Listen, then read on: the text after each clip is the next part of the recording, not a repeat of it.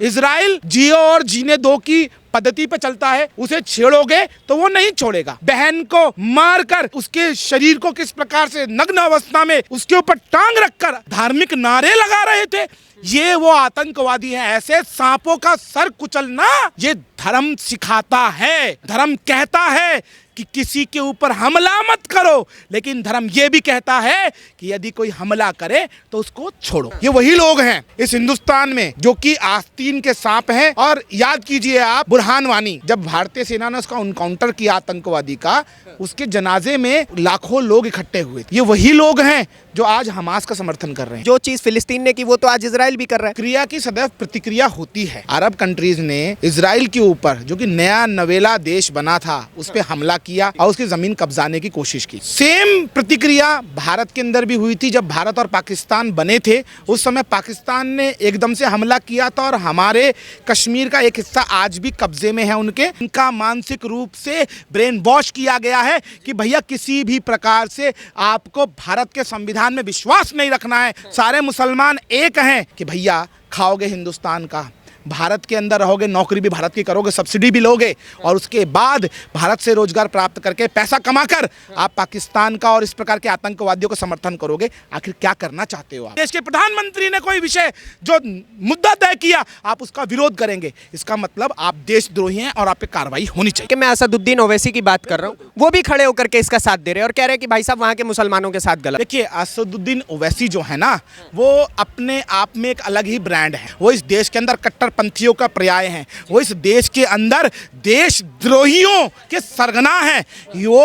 वो व्यक्ति हैं जिनके मुंह में दही जम जाता है जब कश्मीर के अंदर लाखों कश्मीरी मेरे हिंदू भाइयों का नरसंहार होता है। उनके मुंह में दही जब जम जाता है जब अयोध्या में राम लला की कार सेवा में हमारे राम भक्तों को सरों में गोलियां मारी जाती हैं और उनको लहूलुहान कर दिया जाता है। असदुद्दीन ओवैसी जी, अगर आप इस वीडियो को देख रहे हैं तो मेरे भाई, आप भी फ्लाइट पकड़ो और गाजा पहुंचो और अपने संग उन सभी देशद्रोहियों को ले जाओ जिनका इस देश के संविधान में विश्वास नहीं है, जिनके लिए भारत माता की जय कहना अभिशाप है। उन सबको लेके जाओ भैया, हम देंगे पैसा।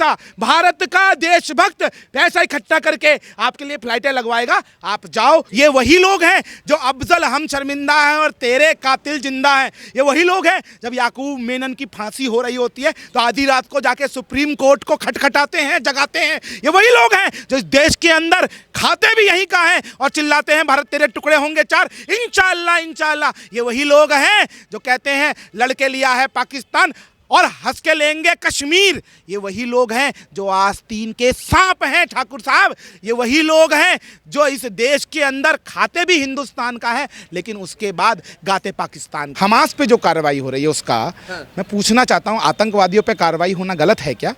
वो लोग जो लगातार निर्दोषों की हत्या करते हैं, वो लोग जो जिंदा आदमी को काट कर उसका हृदय निकाल के खा जाते हैं, मैं उनसे पूछना चाहता हूं कि आखिर क्या कारण है कि आप ऐसे आतंकवादी, ऐसे नर पिशाचों का आप कार्रवाई का विरोध कर रहे हैं। वो लोग जो घुसकर माँ बहन बेटियों को काट देते हैं, मार देते हैं, उनके नग्न अंगों की प्रदर्शनी लगाते हैं, ऐसे आतंकवादियों, ऐसे नर पिशाचों पे यदि कार्रवाई होती है तो क्या कारण है कि आपको परेशानी होती है?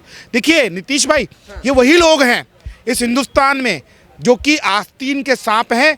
और याद कीजिए आप, बुरहान वानी, कश्मीर के अंदर सो कॉल्ड भटका हुआ नौजवान, उसके जनाजे में जब भारतीय सेना ने उसका एनकाउंटर किया आतंकवादी का, उसके जनाजे में लाखों लोग इकट्ठे हुए थे। ये वही लोग हैं जो आज हमास का समर्थन कर रहे हैं। ये वही लोग हैं जो आज फिलिस्तीन के अंदर जो आतंकवादी हैं उनके ऊपर हो रही कार्रवाई का विरोध कर रहे हैं। एक बात बताइए, फिलिस्तीन के कार्रवाई के ऊपर एक बात ये भी कही जा रही है कि भाई साहब जो चीज़ फिलिस्तीन ने की वो तो आज इजराइल भी कर रहा है। छोटे छोटे मासूम बच्चों की हत्या वो भी कर रहा है। देखिए, क्रिया की सदैव प्रतिक्रिया होती है। पहल इजराइल ने नहीं की। आप याद कीजिए 1948 का वो समय जब यूएन ने 3 पार्ट इजराइल, फिलिस्तीन और यूएन जो एरिया है उसके किए थे। जैसे ही ये पार्ट हुए उसके तुरंत बाद ही किस प्रकार से अरब कंट्रीज़ ने इजराइल के ऊपर, जो कि नया नवेला देश बना था, उस पर हमला किया और उसकी ज़मीन कब्जाने की कोशिश की। वो सेम प्रतिक्रिया भारत के अंदर भी हुई थी। जब भारत और पाकिस्तान बने थे उस समय पाकिस्तान ने एकदम से हमला किया था और हमारे कश्मीर का एक हिस्सा आज भी कब्जे में है, उनके कब्जा कर लिया था। तो उस समय में भारतीय सेना समय पे नहीं पहुंच पाई तो कश्मीर उनके हिस्से में चला गया, बहुत बड़ा हिस्सा। और लेकिन इजराइल सजग था, इजराइल की फौजें मोर्चे पे सही से पहुंच गई, उन्होंने लड़ाई के अंदर कुछ क्षेत्र जीत लिया। अब क्षेत्र जीता तो भैया हिंदुस्तान में जिस प्रकार तुष्टिकरण वाली सरकार थी कि 90,000 फौजियों का यहाँ पर आत्मसमर्पण करा लेते हैं, उसके बाद उनको फ्री में छोड़ देते हैं, हमारा तिरंगा रावलपिंडी तक चला जाता है, फिर दानवीरता के अनुसार आप उस क्षेत्र को छोड़ देते हैं। ऐसे इजराइल ने नहीं किया। अब इजराइल ने नहीं किया तो नहीं किया, उसकी राष्ट्रीय पॉलिसी है। इजराइल का सदैव विरोध आतंकवादियों से रहा है। इजराइल केवल और केवल जियो और जीने दो की पद्धति पे चलता है, उसे छेड़ोगे तो वो नहीं छोड़ेगा। पहल इजराइल ने नहीं करी ना, 5,000 से ज़्यादा रॉकेट किसने फेंके? हमास ने फेंके। उनके आयरन डोम को हाईजैक किसने किया? हमास ने किया ना। लेकिन ये भी कहा जा रहा है कि उससे पहले अलेक्सा पे अटैक तो इजराइल ने किया। उससे पहले क्या हुआ था? अगर इजराइल ने अटैक किया, उससे पहले क्या किया था? आप लगातार हमला कर रहे हैं नहीं कर रहे हैं इजराइल के ऊपर, लगातार बमबाजी कर रहे हैं नहीं कर रहे हैं, लगातार घुसपैठ करते हैं कि नहीं करते हैं, ये एक बहुत बड़ा विषय है।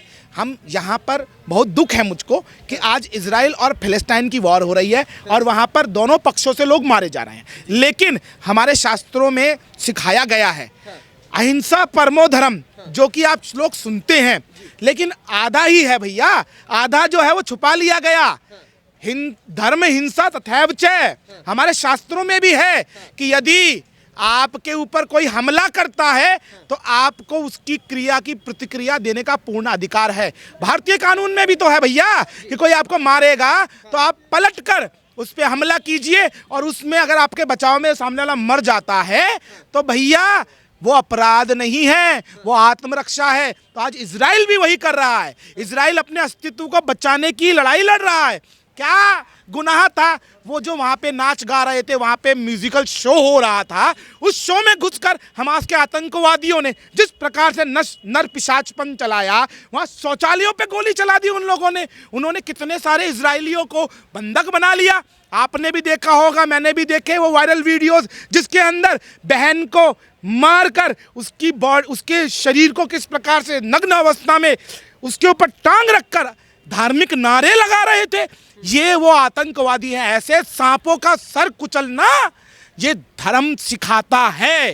धर्म कहता है कि किसी के ऊपर हमला मत करो, लेकिन धर्म ये भी कहता है कि यदि कोई हमला करे तो उसको छोड़ो मत, छोड़ो भी मत। एक और सवाल लूंगा सर मैं आपसे। भारत में कई ऐसे यूनिवर्सिटीज़ हैं जैसे JMU, AMU, यहाँ पर हमास के समर्थन में पोस्टर लेकर के लोग निकल रहे हैं। जंतर मंतर पे पासी में देखा गया कि वहाँ पे बहुत बड़ी संख्या में प्रोटेस्ट किया गया, लेकिन उसका विरोध पुलिस वालों ने किया और पकड़ करके उनको ले गए। तो इन लोगों के लिए क्या कहेंगे जो भारत में ही बैठे हैं और वो हमास जैसे आतंकवादी संगठन का साथ दे रहे हैं? देखिए ठाकुर साहब, मैंने आपको कहा ना शुरुआत में ही, ये वो लोग हैं जो बुरहान वानी को, एक आतंकवादी को शहीद का दर्जा देते हैं। ये वही लोग हैं जो अफजल हम शर्मिंदा हैं और तेरे कातिल जिंदा हैं। ये वही लोग हैं जब याकूब मेनन की फांसी हो रही होती है तो आधी रात को जाके सुप्रीम कोर्ट को खटखटाते हैं, जगाते हैं। ये वही लोग हैं जो इस देश के अंदर खाते भी यहीं का हैं और चिल्लाते हैं भारत तेरे टुकड़े होंगे 4, इंशाअल्लाह इंशाअल्लाह। ये वही लोग हैं जो कहते हैं लड़के लिया है पाकिस्तान और हंस के लेंगे कश्मीर। ये वही लोग हैं जो आस्तीन के सांप हैं ठाकुर साहब। ये वही लोग हैं जो इस देश के अंदर खाते भी हिंदुस्तान का है लेकिन उसके बाद गाते पाकिस्तान का है। ये आतंकवादियों के पोषक हैं, ये स्लीपर सेल्स हैं। और जिस आप AMU की बात कर रहे हैं, स्लीपर सेल्स क्या है? बिल्कुल ये स्लीपर सेल्स हैं। इनको ट्रेंड किया गया है, इनका मानसिक रूप से ब्रेन वॉश किया गया है कि भैया किसी भी प्रकार से आपको भारत के संविधान में विश्वास नहीं रखना है। आप मुस्लिम ब्रदरहुड की बात कीजिए, पूरे विश्व के अंदर सारे मुसलमान एक हैं। मैं पूछना चाहता हूं आपके माध्यम से उन सभी लोगों से कि भैया खाओगे हिंदुस्तान का, भारत के अंदर रहोगे, नौकरी भी भारत की करोगे, सब्सिडी भी लोगे और उसके बाद भारत से रोजगार प्राप्त करके पैसा कमाकर आप पाकिस्तान का और इस प्रकार के आतंकवादियों का समर्थन करोगे। आखिर क्या करना चाहते हो आप लोग? आपको सोचना पड़ेगा कि जिस देश के अंदर आपको इतनी स्वतंत्रता दी गई, क्या उस स्वतंत्रता का आप गलत उपयोग नहीं कर रहे हैं? अभिव्यक्ति की आज़ादी का अर्थ यह नहीं है कि आप आतंकवादियों का साथ देंगे। अभिव्यक्ति की आज़ादी का यह मतलब नहीं है कि आप भारत जो गणराज्य है उसकी यदि विदेश नीति ने कोई स्टेप लिया, देश के प्रधानमंत्री ने कोई विषय जो मुद्दा तय किया, आप उसका विरोध करेंगे। इसका मतलब आप देशद्रोही हैं और आप पे कार्रवाई होनी चाहिए। एक मेंबर ऑफ पार्लियामेंट आते हैं, वो भी खड़े होकर के, मैं असदुद्दीन ओवैसी की बात कर रहा हूँ, वो भी खड़े होकर के इसका साथ दे रहे हैं और कह रहे हैं कि भाई साहब वहाँ के मुसलमानों के साथ गलत हो रहा है। उनके पास बस यही रोना रहता है हमेशा, हर प्रकार से। उनके लिए क्या? देखिए, असदुद्दीन ओवैसी जो है ना, वो अपने आप में एक अलग ही ब्रांड है। वो इस देश के अंदर आतंकवादियों का पर्याय हैं, वो इस देश के अंदर कट्टरपंथियों का पर्याय हैं, वो इस देश के अंदर देशद्रोहियों के सरगना हैं। वो व्यक्ति हैं जिनके मुंह में दही जम जाता है जब कश्मीर के अंदर लाखों कश्मीरी मेरे हिंदू भाइयों का नरसंहार होता है, उनका विस्थापन होता है। उनके मुंह में दही जब जम जाता है जब गोधरा के अंदर जब हमारे कार सेवकों को जिंदा जलाया जाता है। उनके मुंह में दही जब जम जाता है जब अयोध्या में राम लला की कार सेवा में हमारे राम भक्तों को सरों में गोलियां मारी जाती हैं और उनको लहूलुहान कर दिया जाता है। उनके मुंह में दही जम जाता है जब भागलपुर में दंगे होते हैं और हिंदू काटा जाता है। इस प्रकार से वो केवल और केवल मुस्लिम तुष्टीकरण की राजनीति करते हैं। वो केवल और केवल एक धर्म विशेष की राजनीति करते हैं।